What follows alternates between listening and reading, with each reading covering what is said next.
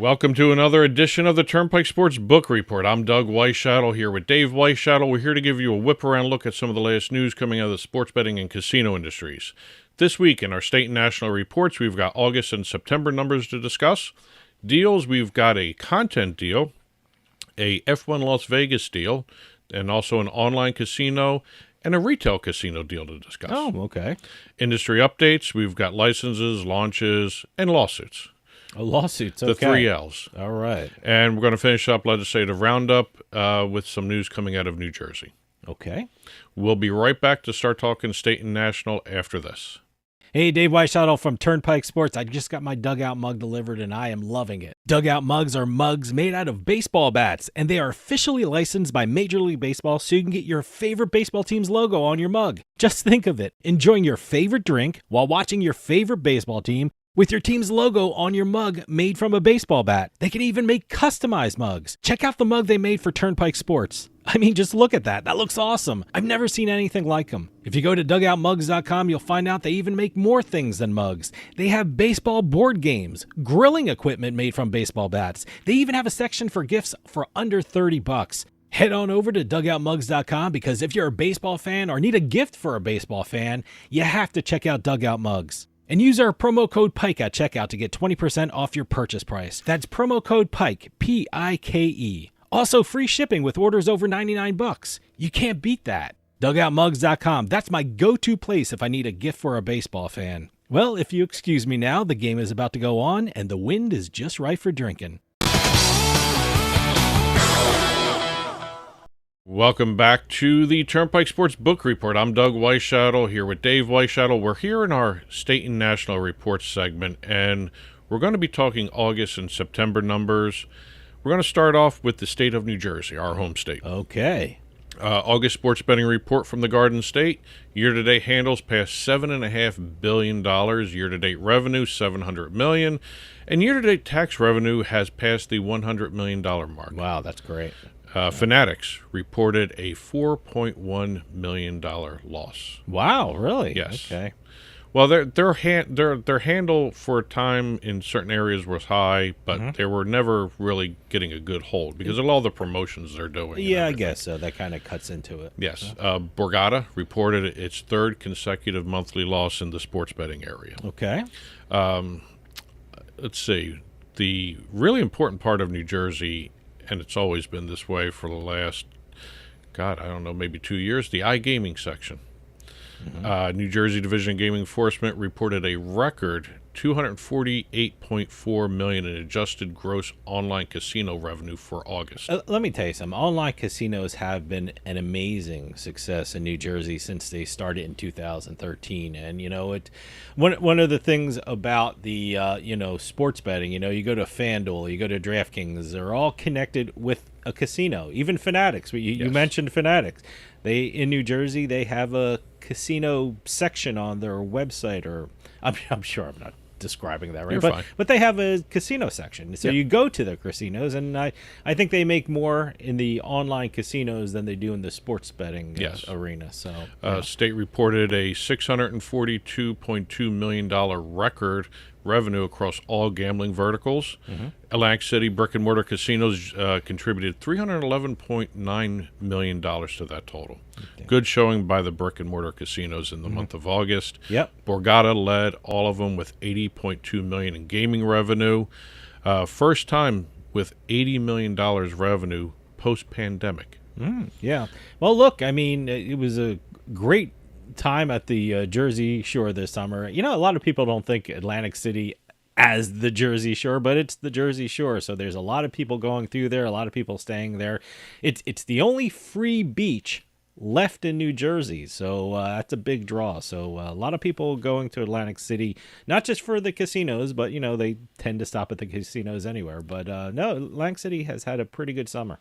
And staying with the retail casinos, Bally's Atlantic City and Golden Nugget were the only facilities to witness a decrease in casino revenue year over year from August of this year to August of last year. Okay. Everybody else saw an increase in revenue.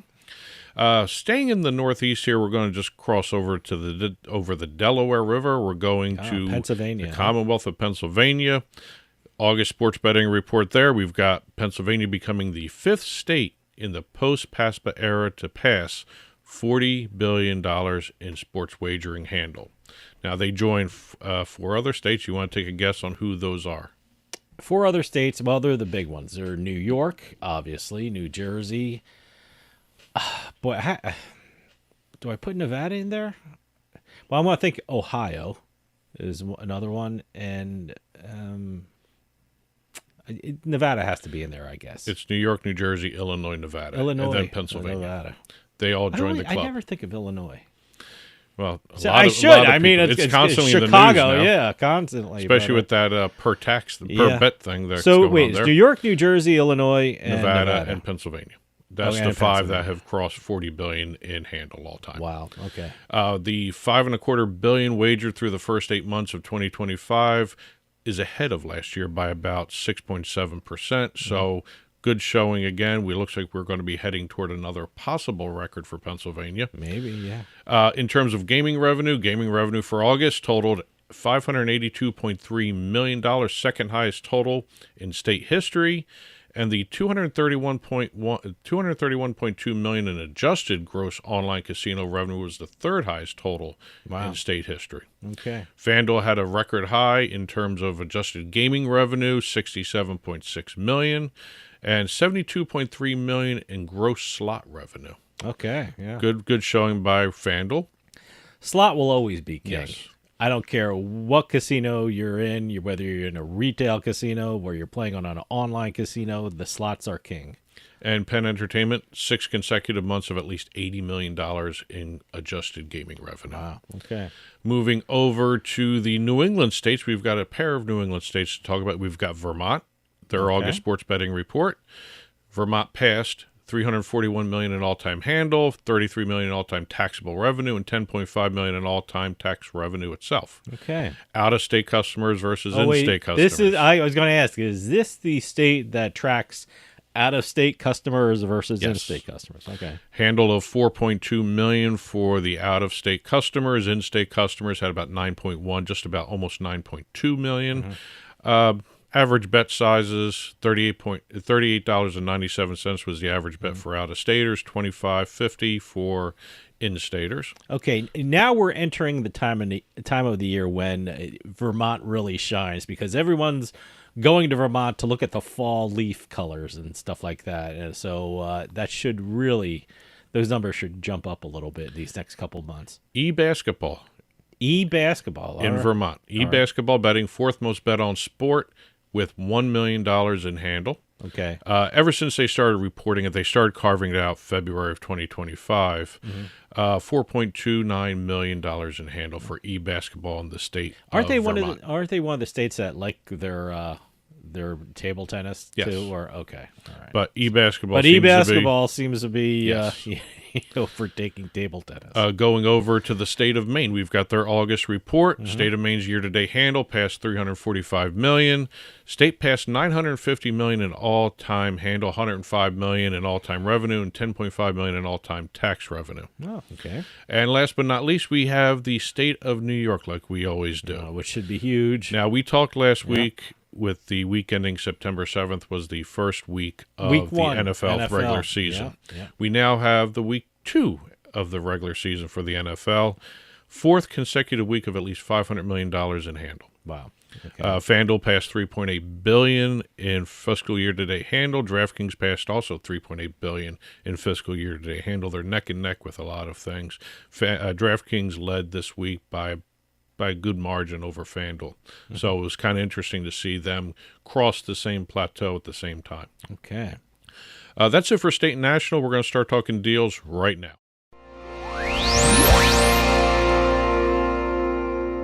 Starting off our deals, we're going to start in the sports betting content arena here. Okay. We've got LiveScore Group announcing a partnership with X, Twitter, whatever the creature's name is. X. Yes, X. So. And also XAI, the artificial intelligence division of X. Oh, okay. Yes, integrated sports betting media and content. You're going to have X's real-time content, XAI's technology to advance LiveScore Group's mission to converge sports media and betting richer media content, new fan engagement features. Matter of fact, if you're working with LiveScore Group, you're going to start seeing bet slip and prediction integration in X.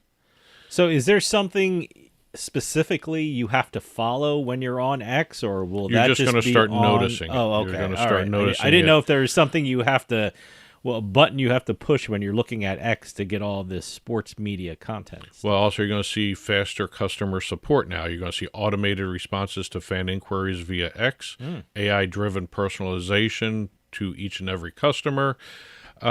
Basically, it's a behind-the-scenes type of thing. You won't know who's doing what, but you will see a difference as this partnership progresses. Yeah, X has been very valuable to fantasy and sports betting people who love doing fantasy and sports betting, because they always tell you if you want information on a specific team, follow the beat writer of that team, and you'll get some information on that, who's hurt and who's playing, if there's time limited that the person's going to be playing. So X has been really helpful if you like fantasy and sports betting. Well, that's also where a lot of the hashtags come in. Yeah, the AI triggers the hashtag, triggers on the hashtags. I guess if you start looking at particular things, there's going to be more in your feed. Does that how that works? And also how many searches and what you search on Twitter will remain with the AI. So the AI will start customizing your feed to match your searches, your hashtags, all that. You know, the weird thing about X is it's the people you follow,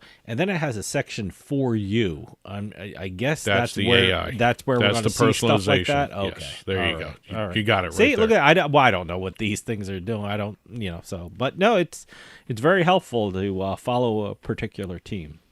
Back in the real world here, we have MGM Resorts announcing an extension of its deal with F1 Las Vegas for additional 5 years now. Okay. So that race is going to be annoying a lot of Las Vegas residents for years to come. Well, I'm assuming, I mean, they're doing construction right now. Yeah, they're doing the setup, So, I'm preparing myself to get a ton of press releases and emails about what's happening with either parties that are happening there or suites you can get to look at the race and what's happening with the race. So I'm preparing myself mentally for that. So. Well, MGM Resorts, the Bellagio Fountain Club will all be part of the F1 Las Vegas through 2030. Mm-hmm. So congratulations on the extension and sympathies to the residents who hate that race. Yeah, hey, with a passion, by the way. Some of these people do not hold back. It brings people into the city. I mean, it gets people spending money there. Yeah, I know Las Vegas is an actual city. You have to get around. You have to go to work. You have to go grocery shopping. You have to get your kids to school. So, I guess you have to really deal with it. But it does bring money into the city. Games Global announced an extension of their partnership with Hard Rock Bet Casino to release 9 Nikos of Fortune. Don't know what a Nico is. I've never played this game before. It's based on Japanese pop culture. Is it it's an online slot game, and it's going to be exclusive to Hard Rock Bet Casino in New Jersey. Oh, okay. All right, so 9 Nikos of Fortune. Yes. All right. Okay, I'll look for it. It actually, here's the description of it.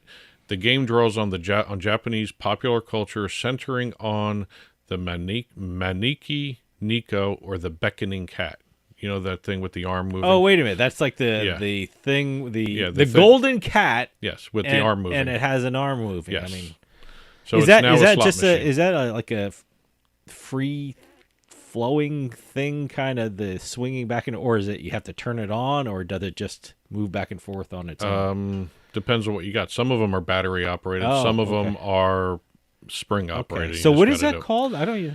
Maneki Neko. Neko. Neko. Yes. Beckoning cat. My Japanese is terrible. So if I go to the 9 Nikos of Fortune, I'll see all those cats. Okay. 9 waving cats. Okay. All right. Okay. Last but not least, for the deals, we've got Golden Gate Hotel and Casino in Las Vegas. Las Vegas's oldest operating casino, downtown landmark, announcing a exclusive partnership with Interblock to transform its casino floor into the first downtown table games pit powered entirely by electronic table games. Yeah, no, they got rid of all their table games. The live table games. Well, that's people's jobs too, you know. So you gotta feel bad for that. I wonder if this is something to come for all the casinos, But you're going to have Interblock's craps games, roulette games, blackjack titles, all on the casino floor for Golden Gate. Mm-hmm. There will not be any live dealers. There'll be probably hosts doing the games. Yeah, are they going to be like those games that are kind of like mini stadium style seats? Depends. Interblock does all different kinds. Yeah. But it's going to be all Interblock electronic table games on the Golden Gate Hotel and Casino floor now. I don't know. I guess it's a sign of things to come, I guess. It's part of the economy right now. Yeah. That's it for the deals. We'll be right back with industry updates after this. Smoked cocktails have never been easier to make thanks to our Halo Drink Smoker. Simply place the cocktail smoker on your glass, light the wood chips until they start to smoke, and then top it off with the lid to infuse your drink with a delicious, new, smoky flavor.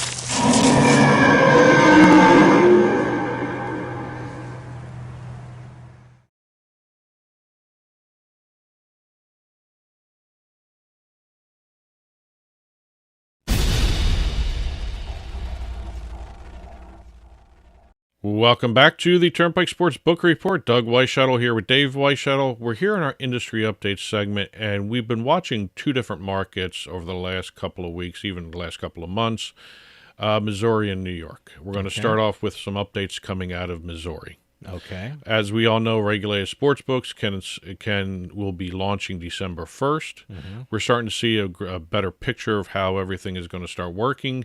According to the Missouri, I almost said Massachusetts, according to the Missouri Gaming Commission, regulated sports books can start accepting wagers 12:01 a.m. local time, December 1st. Okay. They're also going to be allowed to have the bettors deposit into approved sportsbook accounts on November 17th.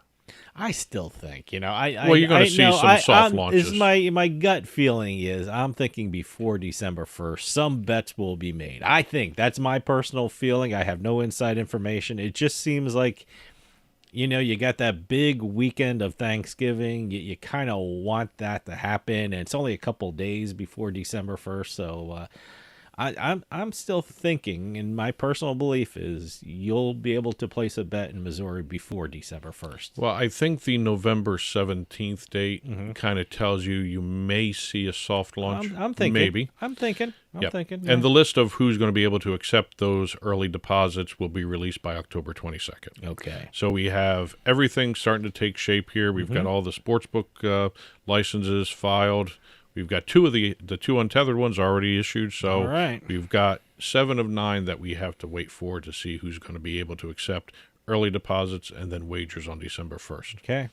Over in New York, some interesting situations have happened. I don't think we're going to see a Manhattan casino. I'm just getting that feeling. Well, first of all, Caesar's bid was turned down. Yeah, that's 4-2. That's the Times Square one. And then the Avenir was also rejected 4-2. And that's the Jacob Javits Center. Yes. Yeah. So right now what we had 6, we have 4. Okay. And is any in actual Manhattan? Well, I know when we say New York area, I know they're Bronx and Brooklyn and stuff. That's not Manhattan. Well, I'm just asking about Manhattan. Bally's, New York, which is the Bronx, and then Metropolitan Park. And then we have MGM Empire City, Resorts World New York City, and the Coney. Coney is still alive, which is kind of interesting. A Coney Island casino. Yeah. Very, very interesting on that. So kind of fun to watch what's going on here. I feel bad for But Caesars. Caesars seem to have a really good proposal but it kind of there. looks like the Mets are going to have a casino right by where they play, so it should be interesting. Things are breaking Cohen's way. I guess so. Leaving New York, we're going up to Rhode Island. We've got Bally's. Bally's now, we all know Bally's there are has two been casinos in Rhode Island, right? That was what I was going to say. We Okay. have Twin River Lincoln, and we have the Bally's Tinton Falls, right? Or Tiverton. Tiverton. What am I saying Tinton Falls for? That's Jersey. That's Jersey? Oh, okay. Yes. But what we have here is Bally's announcing they have sold the assets of Twin River Lincoln Casino Resort to Gaming and Leisure Properties. All right. Nothing out of left field here, because when they entered into a deal with Gaming and Leisure Properties, this was always going to be part of it. It was just a matter of when Gaming and Leisure Properties wanted to pull the trigger on buying the property. So will it still be... It's still going to be Bally's because it's a sale and lease back. Okay, so for the common everyday gambler who You won't likes notice Bally's, anything. you won't notice No. anything. Okay. This is all for the books, All right. accounting and Yep. tax. Okay. And also allows them to restructure some of their debt. Sure. So, smart move. Yeah. You got to do it. Yeah. And it keeps Bally's in the picture for Twin River. Okay. Over in Massachusetts, we had some fun and games with the Massachusetts Attorney General filing a lawsuit in Suffolk Superior Court against Kalshi. Okay. Basically, the lawsuit was alleging that Kalshi was promoting and accepting online sports wagers from Massachusetts customers without following the many Massachusetts laws that govern sports gaming, including licensure. Okay. And again, this is all in the So gray has there area been a right response from Kalshi? now. Yeah, stop it. We're not gonna listen to you. We're gonna fight you. Okay. They want to go to court. All right. And Robinhood now has also filed a lawsuit against Massachusetts Okay. for the exact same prediction market stuff that's going on. I have to admit, it's a gray area, and What's think going to happen is probably the state legislatures are going to start putting in rules and regulations for prediction markets. So that's probably going to happen. the only difference I mean, between that's down the road, but the only difference between this situation with Kalshi and some of the other sports prediction markets, Massachusetts did not issue a cease and desist order. They just went right to the lawsuit. well, that They can kind do of that. skipped a step, if you want to Well, call it that. the usual thing is a cease and desist, but you don't have to. You No. don't have to. It's one of those things. No, but usually, I was almost going to say it's almost kind of a courtesy to the other party saying, you know what, I think we want to sue you.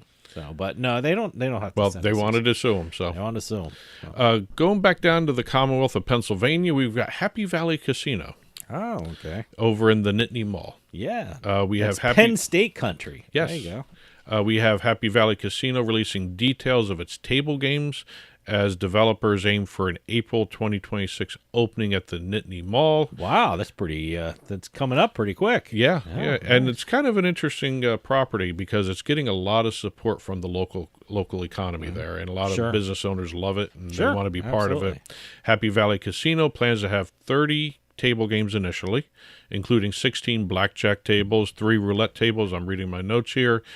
2 tables for craps, mini baccarat, ultimate Texas Hold'em.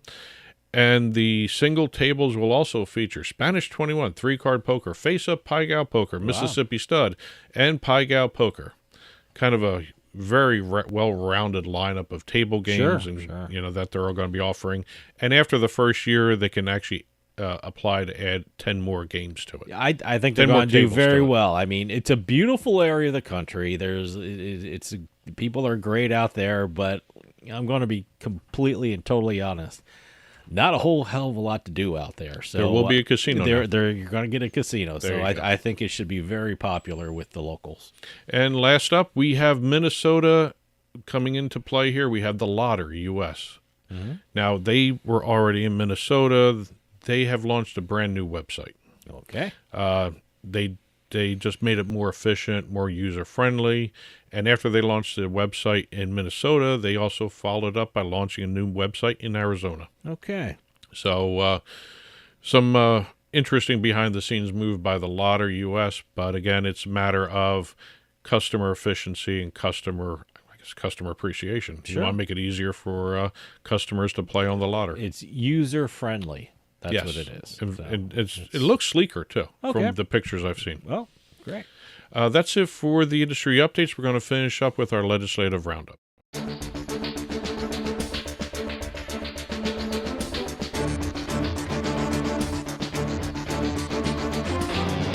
Finishing up with our legislative roundup, we've got New Jersey. Boy, we did a lot of New Jersey. Yeah, oh boy, a lot of New Jersey. We've got the New Jersey Division of Gaming Enforcement proposing a new responsible gambling framework. As a matter of fact, they introduced this in September during Responsible Gambling Month. Okay. Well, basically, sense. yes. So? It's a brand new structured 3-phase approach that operators must follow once a patron is identified as at risk. Okay.